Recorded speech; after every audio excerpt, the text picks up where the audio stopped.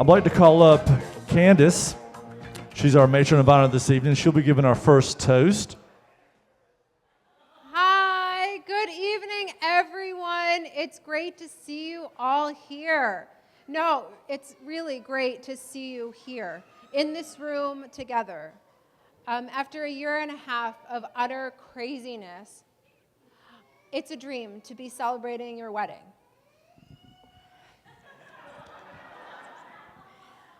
On behalf of the bride and the groom, I would like to thank everyone for making the trek and joining Rachel and Dan for this amazing week in beautiful Ocean Isle Beach.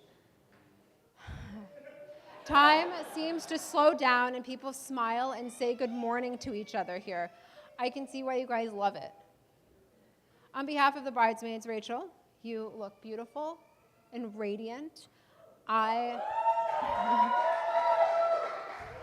didn't expect to clap for that one. I am honored to be standing by your side today. Okay, where to begin? I have about 50 pages and only a couple minutes, so I'm completely kidding. Okay, so I'm Candace, and let's see, Rachel and I met in the late 1980s when my parents brought her home from the hospital. So yes, I'm her older, but not necessarily wiser older sister. And if you don't know Rachel or you haven't gotten to know her this week, you're missing out.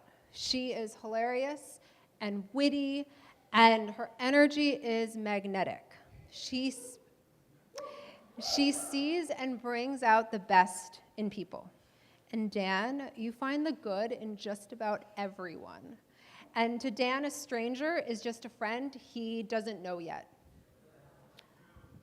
Okay, so to prepare for this speech, I reached out to couples who have been married for a long time, and I asked them what they thought was key to their marriage. And these people have been married for 25, 30, 40, 45, 55 years. By key, I think I was really asking them, what's your secret?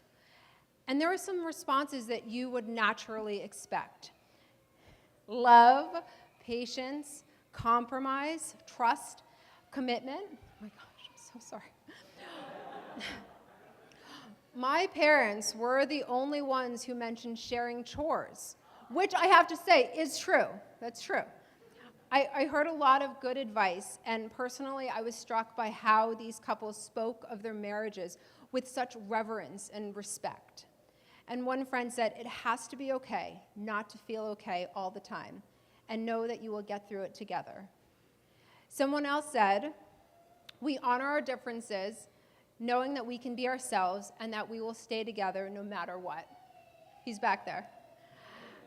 There was one response that cropped up again and again. It was, keep your sense of humor. And Rachel and Dan have demonstrated that they have these qualities in spades already. These two can laugh at just about anything, from Dan's desire for a yellow kitchen to, I don't know, yeah, see? To silly childhood nicknames. See, I told you they can laugh. To singing Dua Lipa songs. They laugh together, and they are present for each other. Dan has a big heart with a huge capacity for love, and we all know that he will be an amazing husband and partner. He realizes how special Rachel is, and he has loved her in a way that she deserves to be loved. When the two of you are together, there's no denying that Rachel is blissfully happy. Rachel and Dan, you have a true partnership, and you make a truly extraordinary team. My wish for the two of you is that through the years, your love for each other will only deepen and grow, and that years from now, you'll look back on today, your wedding day, as the day you loved each other least. My dearest Rachel, my love for you is endless. I am thrilled, Dan, to officially welcome you to our family. Please, everyone, raise your glass and make sure it's full. I see some back here. I'm going to take one. I hope these aren't other people's. And I would like to propose a toast to the new Mr. and Mrs. Applegate, to love, laughter, and happily ever after. Cheers and congratulations. I love you guys. For our next toast, we're going to call up our best man, Aiden. This is going to be much more, yeah. Hi, everybody.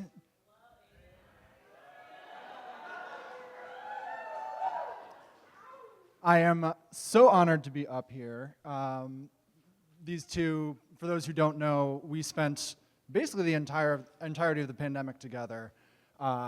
We formed a pod and we saw each other a lot. Pod walks every morning, and really this past year has gotten us even closer than we were.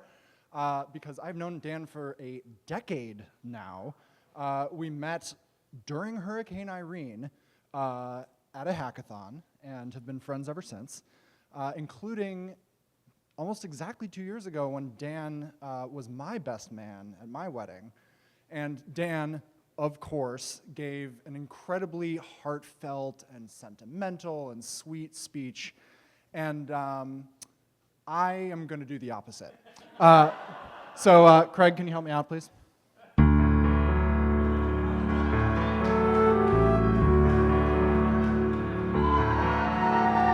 I can show you wonder. Gaming, coding, 3D printing. Tell me, Rachel, now when did you last make him go outside? I can show you a bride, shining, shimmering, splendid, shelling, crafting, accounting, and now sitting by his side, a whole new nerd, a new and better half of you. Though they had to say no, we'll wait for COVID to wed, keep Star Trek streaming, a whole new nerd. Rachel skating while he sleeps till noon, in the Murphy bed above your head. Don't worry, he will pull it down for you. Burritos every night, vegetarian eating, karaoke singing, all in 400 square feet. A whole new nerd, come on pod, grab a mic. The lyrics don't get better, and when you need a beer, the Yeti's here. The drinks can ride inside along with you. Time to get a puppy. Singing Africa by Toto. Magic the Gathering. Now we're down in Ocean Isle with you. A whole new nerd who you marry. A dazzling space for you and Grammy.